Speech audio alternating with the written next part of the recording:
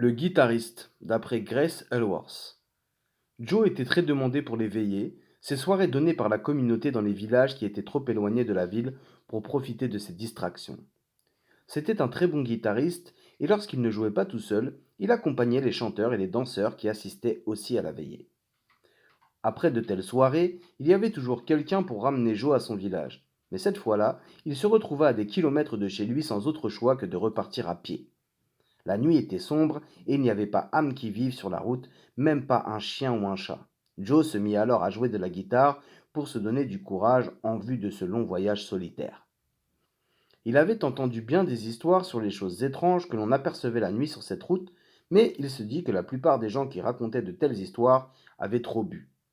Malgré tout, lorsqu'il arriva à un croisement connu pour être le lieu de fréquentation des follets et autres esprits tourmentés, il tapa bien fort sur sa guitare pour étouffer la clameur grandissante de ses angoisses. Dans le calme du petit matin, la chanson était claire et forte et Joe se mit à danser au rythme de la musique.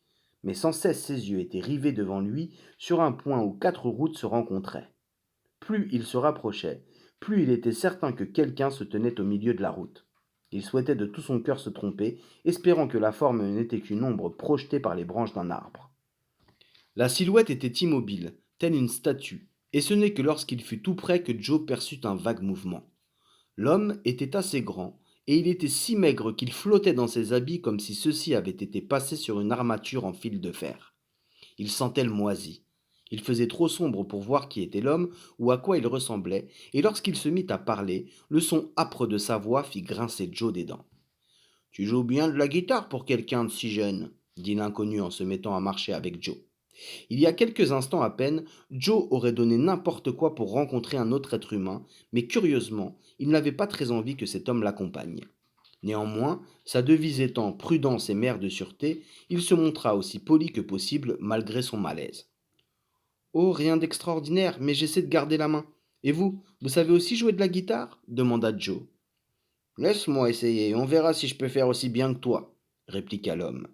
Joe lui donna son instrument, et l'homme se mit à jouer si doucement et si bas que Joe dut tendre l'oreille pour percevoir la musique.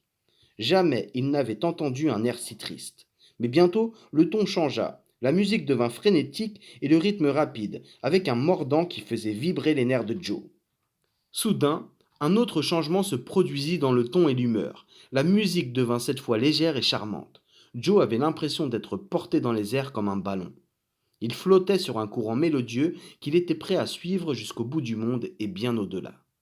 Puis la musique s'arrêta. Joe redescendit brutalement sur terre en se rendant compte qu'il se tenait devant sa maison. Les nuages nocturnes se dispersaient lentement. L'homme rendit sa guitare à Joe, qui était encore tout étourdi. Eh bien, ça, c'était de la musique comme je n'en avais encore jamais entendu dans ce monde, dit Joe. Vraiment répliqua l'homme. Ah, si tu m'avais entendu quand j'étais vivant.